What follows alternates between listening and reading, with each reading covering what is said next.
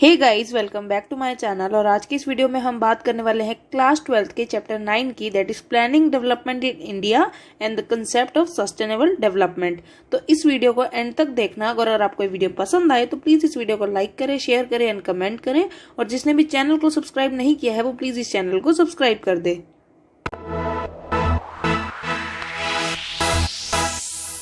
तो इसी के साथ वीडियो को शुरू करते हैं और सबसे पहले देखते हैं कि प्लानिंग क्या होता है। Planning is a word that is not new to you as it is a part of everyday uses. तो अगर आपने कल पूरा दिन क्या करना है इस चीज का आप रात को प्लान करके सोते हो तो it's also a kind of planning, कि आप प्लानिंग करते हो कि अपना आप नेक्स्ट डे जो है वो कैसे स्पेंड करने वाले हो। And it involves the process of thinking, formulation of scheme or program and implementation of a set of actions to achieve some goal।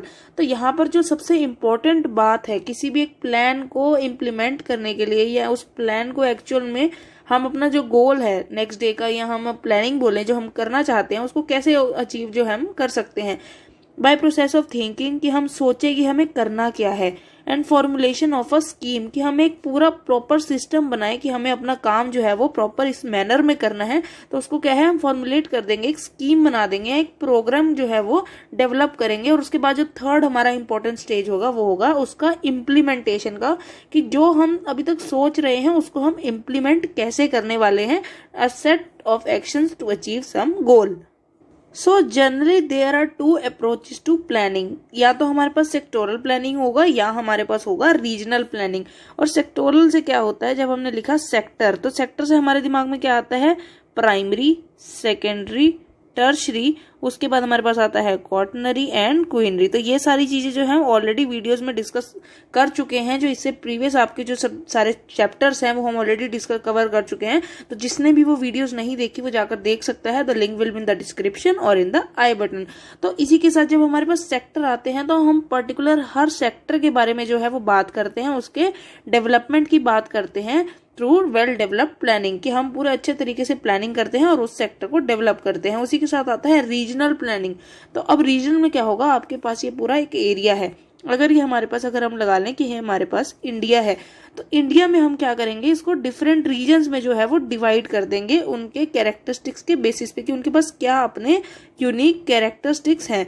तो जैसे अगर हम दिल्ली की बात करें, मुंबई की बात करें, उसी के साथ हम बिहार की बात करें और यूपी की बात करें, तो ये सारे रीजन जो है ना अपने यूनिक कैरेक्टरिस्टिक्स हैं इनके, और हम इनको अलग अलग बेसिस पे जो है वो डिवाइड कर सकते हैं। तो वो एक पर्टिकुलर रीजन को प्लान करने के लिए जो हम पूरा एक इम्प्लीमेंटेशन बनाएंगे, एक स्कीम बनाएंगे, उसको हम बोलते हैं रीजनल प्लानिंग। तो इसमें जब सबसे पहले हमारे पास आ जाता है सेक्टोरल प्लानिंग, जब हम पर्टिकुलर एक सेक्टर की या सारे ओवरऑल सेक्टर्स की जो है वो कंटिन्यू डेवलपमेंट करें। And means formulation and implementation of all sets of schemes and programmes aimed at development of various sectors of the economy. कि हमने जो प्राइमरी, सेकेंडरी, टर्शियरी की बात करी थी पहले वीडियोज में, उन सभी सेक्टर को साथ में लेके चलने के लिए, such as irrigation, agriculture, manufacturing, power, construction, transport, communication and infrastructure and services, की हम सारे सेक्टर्स को जो है वो साथ में लेके चलेंगे और हर सेक्टर की कोशिश करेंगे कि इक्वली जो है हम उसकी प्लानिंग कर सकें, उस पर जो हमारी स्कीम्स हैं उनको इम्प्लीमेंट कर सकें। इसी के साथ नेक्स्ट जो हमारा आता है वो है रीजनल प्लानिंग। और रीजनल प्लानिंग में क्या होता है, जब हमने डिफरेंट रीजन्स की बात करी तो सारे रीजन जो है पूरे वर्ल्ड में जो डिस्ट्रीब्यूशन है सारे रीजन्स की, उनके कैरेक्टरिस्टिक्स है वो बहुत अलग अलग हैं। इसी वजह से there is a no uniform economic development over space in any country. अगर हम सारी कंट्रीज की बात करें तो अफ्रीकन कंट्रीज की अगर हम बात करें, या फिर हम एशियन कंट्रीज की बात करें और हम उसके साथ कंपेरिजन करें यूरोपियन कंट्रीज का, तो अगर हम यूरोपियन कंट्रीज को देखें तो ये बहुत ज्यादा वेल डेवलप्ड है और अफ्रीकन जो है वो अभी लेस डेवलप्ड है या वो अंडर डेवलप्ड है। और अगर हम एशियन कंट्रीज की बात करें लाइक इंडिया, तो दीज आर डेवलपिंग कंट्रीज की। ये अब तीनों चीजें जो हैं वो हमारे वर्ल्ड में ही आती हैं, लेकिन यूरोपियन जो है वो ऑलरेडी डेवलप हो चुकी हैं, अफ्रीकन जो है वो अभी तक डेवलप नहीं है, और जो हमारी एशियन कंट्रीज है these are in developing stage की, ये अभी धीरे धीरे जो है वो डेवलप्ड नेशंस की तरफ जा रही हैं। तो वैसे ही जो हमारा ओवर स्पेस जो है कंट्रीज का जो है वो इकोनॉमिक डेवलपमेंट में कोई भी यूनिफॉर्मिटी नहीं है। Some areas are more developed and some lag behind. This uneven pattern of development over Space necessitates that the planners have a spatial perspective and draw the plans to reduce regional imbalances। कि अगर एक area में हमारे पास सबसे ज्यादा development है ना और दूसरे एरिया जो है वो अभी भी डेवलपिंग है या फिर वो लेस डेवलप है, तो इसमें क्या होगा, जो प्लानर्स है उनका ये काम होता है कि एक यूनिफॉर्म लेवल पर इक्वालिटी की जाए कि हर एक नेशन को जो है वो इक्वल चांस मिले डेवलप होने का। तो उसी हिसाब से अगर हम इनका स्पेशल पर्सपेक्टिव देखें कि ऑल ओवर द वर्ल्ड की जो हमारा प्लानिंग है वो ऐसी होनी चाहिए कि सारे जो हमारे कंट्रीज हैं वो धीरे धीरे डेवलप स्टेज में आ जाएं। And this type of planning is termed as regional planning. जब आप हर एक रीजन को ले लेते हो ना अपने पूरे एक वर्ल्ड में, आप ऐसा नहीं करते कि इस एरिया में आपने सिर्फ इसको कंसीडर किया, रेस्ट आपने जो है वो छोड़ दिया। आप इसमें क्या करोगे, हर एक रीजन को अगर आपने डिवाइड करा तो आप हर एक रीजन को जो है वो इक्वली डिवाइड करने की कोशिश करोगे। On 1st January 2015 the NITI आयोग वॉज फॉर्म। तो नीति आयोग क्या है, नीति आयोग जो है वो अगर इसकी फुल फॉर्म पूछी जाए तो ये आता है national institute for transforming India. कि इंडिया को कैसे ट्रांसफॉर्म किया जाए कि वो एक डेवलपिंग स्टेट, डेवलपिंग कंट्री से जो है वो एक डेवलप्ड नेशन बन जाए। तो इसकी ट्रांसफॉर्मेशन के लिए क्या है, नीति आयोग जो है उसको फॉर्म किया गया and India adopted centralised planning after independence.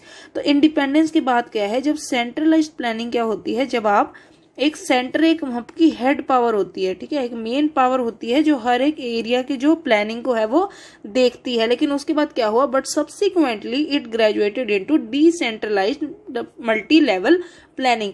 तो सेंट्रलाइज से क्या हुआ, अब डिसेंट्रलाइज हो गया और अब मल्टी लेवल प्लानिंग जो है वो आ गई है। मल्टी लेवल में क्या होता है कि एक सेंटर गवर्नमेंट होती है, उसके बाद हमारी स्टेट होती है, जो हमारे पर्टिकुलर हर स्टेट की एक स्टेट गवर्नमेंट होती है जो उसकी सारी प्लानिंग और डेवलपमेंट जो है वो देखती है।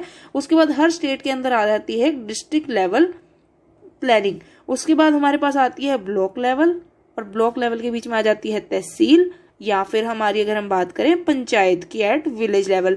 तो ये सारी जो एक लेवल होते हैं ना, कि एक पर्टिकुलर लेवल में जो है सारा सिस्टम चलता है और सारी प्लानिंग जो है वो इन्हीं लेवल्स में होने लगी। So at that time the responsibility of plan formulation was with the planning commission at the center, state and district levels। की ये जो था वो हमने प्लानिंग जो थी वो डिफरेंट डिपार्टमेंट्स में, डिफरेंट लेवल्स में जो है वो डिस्ट्रीब्यूट कर दी। But on 1st January 2015 the planning commission was replaced by the NITI Aayog. तो जो पहले हमारे पास प्लानिंग कमीशन था 1st January 2015 को ही वो जो है वो नीति आयोग बन गया, the national institute for transforming India, and has been set up with the objective of involving the states in economic policy making for India for providing strategic and technical advice to the central and state government. तो इन्होंने क्या किया कि economic policies जो होती हैं हमारी हर state की जो है वो उसके रिसोर्सेज पे डिपेंड करती है कि वहां किस टाइप के रिसोर्सेज जो है वो अवेलेबल हैं, वहां पर किस टाइप की इकोनॉमिक पॉलिसीज जो है वो हमें चाहिए। तो वो जो है वो स्टेट गवर्नमेंट जो है या डिफरेंट लेवल की, जो हमारी स्मॉल लेवल की, माइक्रो लेवल की जो गवर्नमेंट्स थी, उन्होंने डायरेक्ट सेंट्रल लेवल को जो है वो एडवाइसेस देनी शुरू करी कि हमारे स्टेट में इस चीज की कमी है या हम इस चीज को जो है वो प्रमोट करना चाहते हैं, तो इकोनॉमिक पॉलिसीज उसी अकॉर्डिंग बनाई जाए। तो इसके बाद जो है वो टारगेट एरिया जो है वो चूज किए गए ताकि उनकी प्लानिंग जो है वो हो सके। And the planning process has to take special care for those areas which have remained economically backward, की जिनकी इकोनॉमिक और सोशल कंडीशन जो थी वो बहुत ज्यादा बुरी थी। उन एरियाज को जो है हमारे प्लानिंग के लिए, हमारी डेवलपमेंट के लिए टारगेट एरियाज की तरह चूज किया गया। And as you know the economic development of region depends upon its resource base, की हमारे पास किस एरिया में जो है वो किस टाइप का रिसोर्स मिलता है या वहां पर किस टाइप की कंडीशंस हैं, इससे जो है हमें उसकी इकोनॉमिक डेवलपमेंट का पता लगता है। But sometimes resource rich region also remain backward, कि अगर हम बिहार की बात करें या फिर हम उड़ीसा की बात करें या झारखंड की बात करें, तो हमारे पास ये ऐसे स्टेट्स हैं जहां पर रिसोर्स बेस, अगर हम कोल की बात करें तो बहुत ज्यादा है, जैसे बोकारो स्टील प्लांट है या हमारे पास दुर्गापुर है। तो ये सारे एरिया जो हैं वो बहुत ज्यादा रिच हैं इन देयर मिनरल्स, बट अभी भी बहुत सारे एरियाज जो हैं वो यहाँ पर बैकवर्ड एरिया जो है या ट्राइबल एरिया जिनको हम बोलते हैं वो माने जाते हैं, जिनकी प्लानिंग के लिए जो है वे टारगेट एरिया चूज किए गए। economic. So in order to arrest the accentuation of regional and social disparities, the Planning Commission introduced the target area and target group approaches to planning, कि हर एक रीजनल और social level पे जो disparities हो रही थी, जो डिस्ट्रीब्यूशन आ रहा था, डिस्पैरिटीज का मतलब होता है कि जब इनइक्वल डिस्ट्रीब्यूशन आपको जो है वो नहीं मिलता, अभी कोई तो रीजन बहुत ही ज्यादा डेवलप है या कोई रीजन बहुत ही ज्यादा बैकवर्ड है, तो उस सिचुएशन में क्या होता है, वो रीजनल डिस्पैरिटीज में काउंट होता है कि यहाँ पर जो इक्वालिटी है विद इन द रीजन्स वो नहीं देखने को मिल रही। इसी वजह से इनको जो है वो टारगेट एरिया चूज किया गया, like command area development programme, drought prone area development programme, desert development programme and hill area development programme. And in 5th 5-year plan जो कि हमारा आया था 1992 से 1997 के बीच में, the special area programmes were designed to develop infrastructure in hilly areas and north eastern states, tribal areas and backward areas. तो फर्स्ट टारगेटेड एरिया जो था हमारे पास वो था hill area development programme that started during the 5th 5-year plan, that is between the 1974 to 79 and it covered 15 districts of Uttar Pradesh present Uttarakhand, क्योंकि उस time पर जब ये हमारा 5th 5-year प्लान था उस टाइम पे हमारा बहुत सारा एरिया उत्तराखंड का ऐसा था जो यूपी के अंडर आता था, उत्तर प्रदेश के अंडर आता था, इसलिए अभी हम उसको बोलेंगे कि प्रेजेंट उत्तराखंड में जो हमारे पास रीजन्स है उनमें 15 डिस्ट्रिक्ट जो थे वो इसके अंडर आते थे, Mikir hill and north Cachar hills of Assam, Darjeeling district of West Bengal and Nilgiri district of Tamil Nadu. तो क्योंकि जो तमिलनाडु वाला एरिया ना या हमारा जो केरला वाला एरिया है वो सारे जो है ना कोस्टल रीजन्स है जहां पर घाट्स है, तो वहां पर भी हमें थोड़े थोड़े जो हिली एरियाज हैं वो देखने को मिलते हैं। And national committee on the development of backward area in 1981 recommended this programme. तो ये एरिया अगर हम ये पूछें कि ये जो हमारे पास बैकवर्ड एरिया का जो ये रिकमेंडेशन था वो किसने दिया था, वो दिया था नेशनल कमिटी ने 1981 में। And the area above 600 metres, तो जो हमारे इंडिया में हिली एरियाज की कोई भी अगर डेफिनेशन बोले तो that is above 500 metres, but इस एरिया में जो है वो टारगेटेड एरिया ग्रुप जो है हमारा उसमें जो है ये अबव 600 मीटर्स जो है इसे चूज किया गया कि जितने भी हिली एरियाज हैं अबव 600 मीटर्स उनको इस एरिया में जो है वो टारगेट किया गया for development purpose. And covered tribal region, तो इस एरियाज में बहुत सारी ट्राइब्स जो है वो हमें देखने को मिलती हैं जिनकी डेवलपमेंट के लिए जो है वो हिल एरिया डेवलपमेंट प्रोग्राम भी जो है वो डिजाइन किया गया। एंड ऑब्जेक्टिव्स क्या थे इस एरिया को डेवलप करने के, वो थे horticulture, plantation, animal husbandry, poultry forest and small scale and village industries, ताकि इनको जो है वो एम्प्लॉयमेंट मिल सके और ये जो अपनी इनकम है उसको जनरेट कर सकें। टारगेटेड एरिया हमारे पास है drought prone area development programme that was started during the 4th 5-year plan, और इसके ऑब्जेक्टिव्स थे कि एम्प्लॉयमेंट जनरेट करना फॉर क्रिएटिंग प्रोडक्टिव एसेट्स, की वहां की जितनी भी पॉपुलेशन है उसको एक तरह से प्रोडक्टिव एसेट में कन्वर्ट करना, कि वहां पर वो पॉपुलेशन जो है उस एरिया पर बर्डन ना हो, वहां पर एम्प्लॉयमेंट जो है वो जनरेट की जाए। And starting labour intensive works, की वहां पर इंडस्ट्रीज खोली जाए, स्मॉल स्केल या लार्ज स्केल इंडस्ट्री, ताकि जो लेबर इंटेंसिव काम है वो वहां पर उनसे लिया जा सके। एंड इरिगेशन प्रोजेक्ट्स, क्योंकि ड्रॉट प्रोन एरियाज हैं, ड्रॉट क्या होता है जब पानी की हमें बहुत ज्यादा कमी हो जाती है उस एरिया में, और ग्राउंड वाटर लेवल भी जो है वो भी बहुत ज्यादा डिक्लाइन कर जाता है, इसी वजह से वहां पर इरिगेशन प्रोजेक्ट्स जो है वो प्रोग्राम जो है वो डेवलप किए गए ताकि इरिगेशन की वजह से वहां पर जो लैंड है उस पर कुछ ना कुछ ग्रो किया जा सके। And land development programmes were initiated, and programme जो है उसके बीच में आ जाता है जैसे afforestation, grassland development, electricity, road, market and credit facilities की उनको वहां पर फंड्स प्रोवाइड किए गए ताकि वो उसी एरिया पे जो है वो डेवलपमेंट शुरू कर सके। And integrated watershed development programme, क्योंकि यहाँ पर जो है वो बहुत ज्यादा कम रेनफॉल देखने को मिलती है, इसी वजह से वाटरशेड डेवलपमेंट जो है वो स्टार्ट की गई है। And restoration of ecological balance between water, soil, plants and animals, कि वहां के बाद अगर हम ये देखें कि कौन कौन से एरियाज हैं इंडिया में जहां पर ये ड्रॉट प्रोन एरियाज के अंडर आते हैं, तो फर्स्ट जो हमारे पास जो मेजर आता है, जो बहुत ज्यादा एक्सट्रीम लेवल यहाँ पर ड्रॉट्स देखने को मिलते हैं, वो है राजस्थान एंड गुजरात में। उसके बाद हमें थोड़ा सा एरिया जो है वो यहाँ पर देखने को मिलता है तमिलनाडु में, क्योंकि तमिलनाडु जो है वो कोस्ट के इस साइड पर आता है ये वाला पार्ट, जो जब यहाँ पर हमारे पास जो साउथ वेस्ट मानसून आता है वो यहाँ पर वेस्टर्न घाट्स की वजह से जो है वो यहाँ तक रीच नहीं होती उसकी, और यहाँ पर जो हम इस एरिया को बोलते हैं लीवर्ड साइड। तो ये जो है वो ड्रॉट प्रोन एरिया है इंडिया का, जबकि यहाँ पर जो है वो डायरेक्टली रेन आनी चाहिए, बट ओरोग्राफिक रेनफॉल की वजह से जो वेस्टर्न घाट में है सारी रेनफॉल हो जाती है, उस वजह से तमिलनाडु का ये एरिया जो है ये भी अंडर ड्रॉट आता है। Drought prone area development programme में जो है इसको कंसीडर किया फॉर डेवलपमेंट पर्पस। अगर हम बात करें बहुत ही ज़्यादा इंपॉर्टेंट और बहुत ही ज़्यादा फेमस प्रोजेक्ट्स की, तो उसमें हमारे पास जो एक केस स्टडी आती है वो है integrated tribal development project in Bharmour region. तो भरमौर रीजन कहाँ पर है? It is located in Chamba district of Himachal Pradesh and inhabited by Gaddi tribe. तो ये जो ट्राइब है ये गद्दी ट्राइब है जो हमें हिमाचल प्रदेश में देखने को मिलती है। दे प्रैक्टिस ट्रांसमेंस, मतलब ये एक लैंड पर रहते हैं, वहां पर अपने जो हैं उनको ग्रेस करते हैं, और जैसे ही विंटर्स आती हैं तो ये जो है वो प्लेन एरियाज की तरफ माइग्रेट कर जाते हैं with their sheeps and cattle. And total area is 1818 square kilometres और 1500 टू 3700 मीटर जो है इसको ऑल्टीट्यूड लिया गया कि इतने एरियाज में जो है वो ये भरमौर रीजन की डेवलपमेंट प्रोजेक्ट जो है वो इम्प्लीमेंट की गई है। And Ravi in its tributaries drain the region की, जो ये हमारा एरिया है उसमें जो रावी रिवर है वो इसको ड्रेन करती है। और ये हमारे पास जो यहाँ पर हमारे पास आती है हमारी रावी रिवर, और जब इसको हम 4 फिजियोग्राफिक रीजन्स में जो है वो डिवाइड करते हैं तो फर्स्ट हमारे पास आता है होली एरिया, जिसके मेन जो एरिया है भरमौर का वो यहीं पर आता है होली एरिया में। और उसके बाद हमारे पास आता है खानी, कुगती एंड टुंडा। तो ये सारे जो हमारे 4 मेजर रीजन्स हैं फिजियोग्राफिक रीजन्स इस भरमौर एरिया के।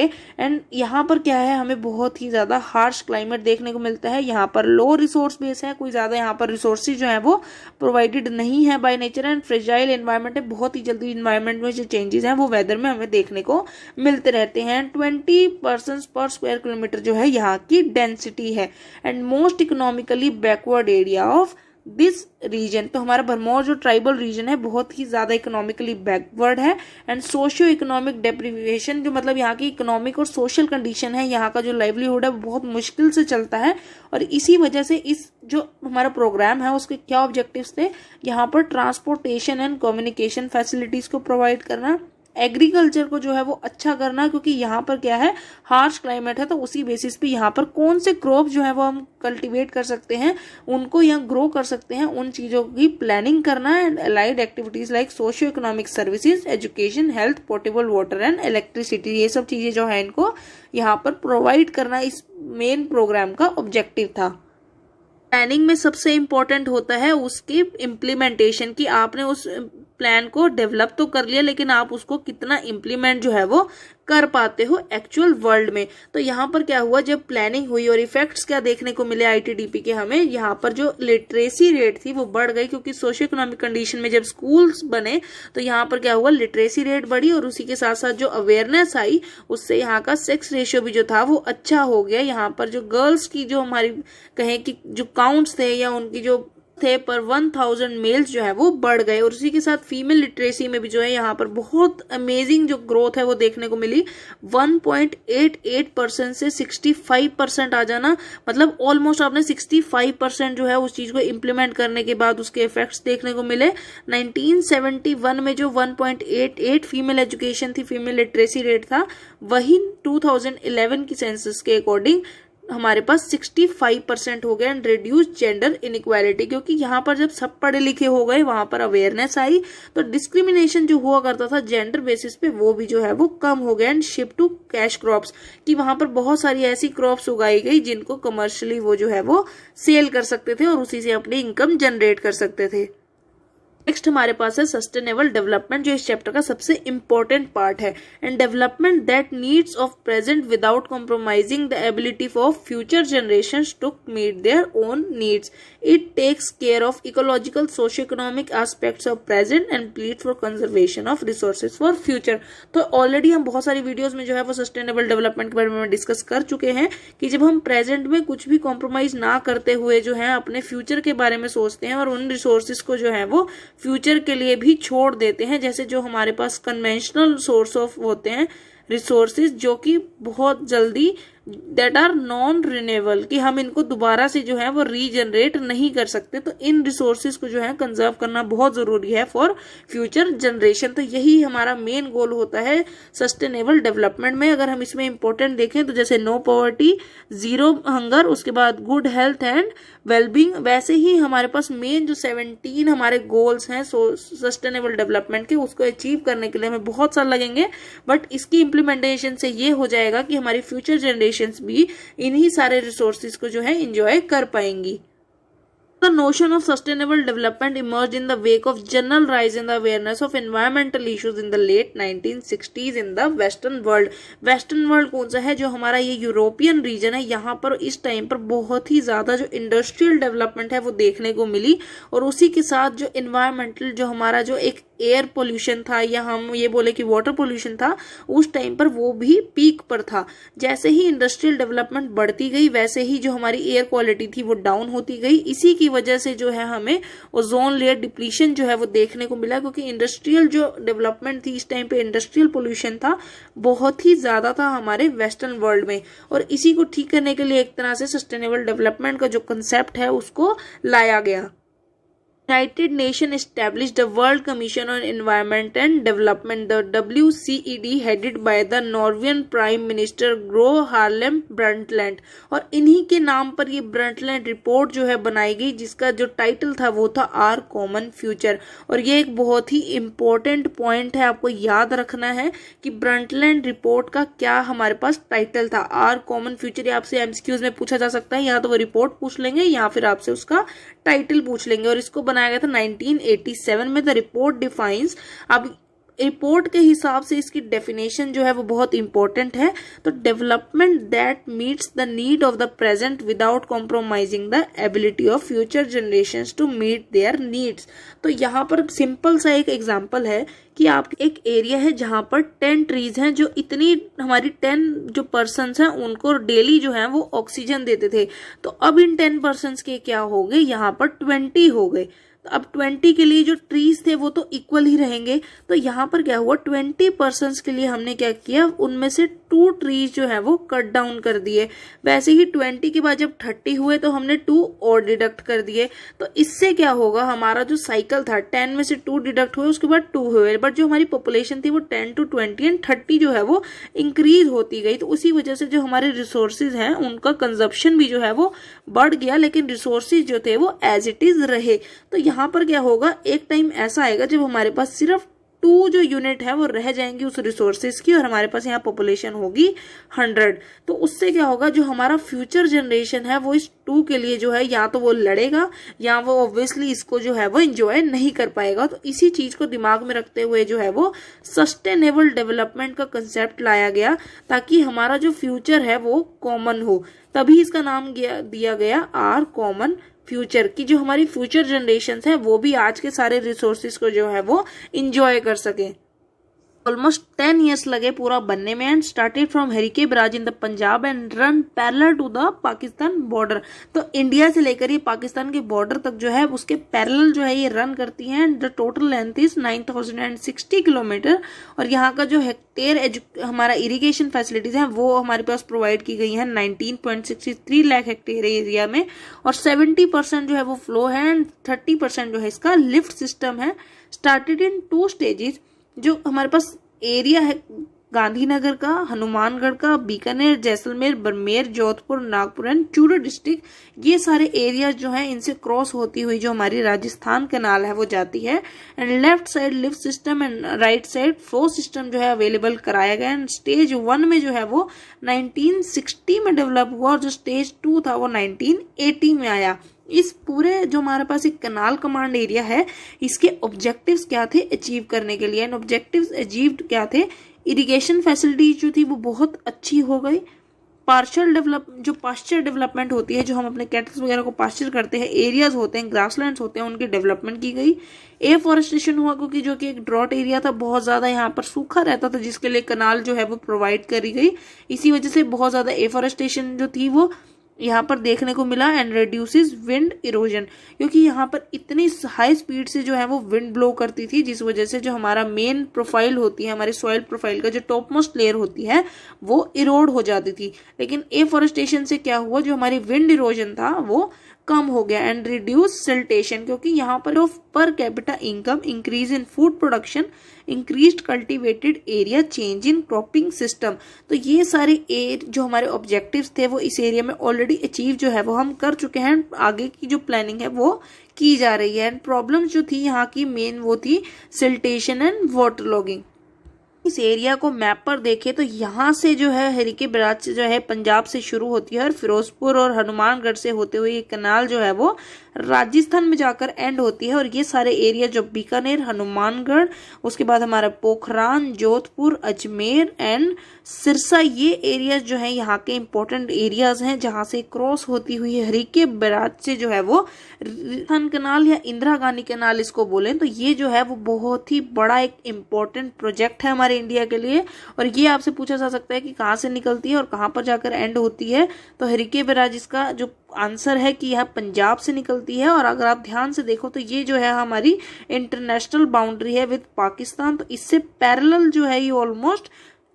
और कौन से ऐसे स्टेप्स थे जो लिए गए यहाँ की सारी प्रॉब्लम्स को सॉल्व करने के लिए। सो फर्स्ट जो था वो था strict implementation of water management policy, क्योंकि इस एरिया में सबसे कम रेनफॉल जो है वो देखने को मिलती है, इसलिए यहाँ पर वाटरशेड मैनेजमेंट और वाटर मैनेजमेंट पॉलिसी जो है वो इम्प्लीमेंट की गई। उसी के साथ यहाँ पर नेक्स्ट जो हमारे पास आता है वो है प्रोटेक्टिव इरिगेशन, कि यहाँ का पानी जो है वो वेस्ट ना जाए। एक होता है प्रोटेक्टेड और एक हमारे पास होता है प्रोटेक्टिव।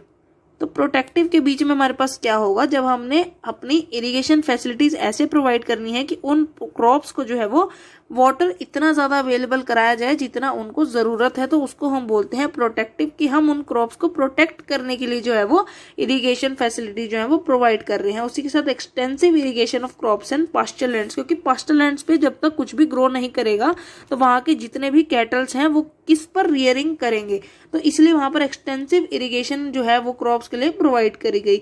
नेक्स्ट हमारे पास है नो वाटर इंटेंसिव क्रॉप्स, कि यहाँ पर ज्यादातर वो क्रॉप्स दी गई जिनको बहुत ज्यादा पानी की जरूरत नहीं होती। And lining of water courses, की यहाँ पर प्रॉपर बंदी जो इक्वल डिस्ट्रीब्यूशन था हमारे कैनाल वाटर का in the command area of outlet. And reclamation of water logging areas, afforestation and shelter beds provide करी गई।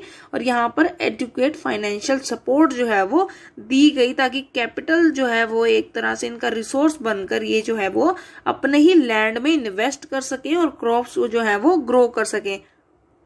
बस इतना ही। अगर आपको ये वीडियो पसंद आई हो तो प्लीज इस वीडियो को लाइक करें, शेयर करें एंड कमेंट करें। और जिसने भी चैनल को सब्सक्राइब नहीं किया है वो प्लीज इस चैनल को सब्सक्राइब कर दे।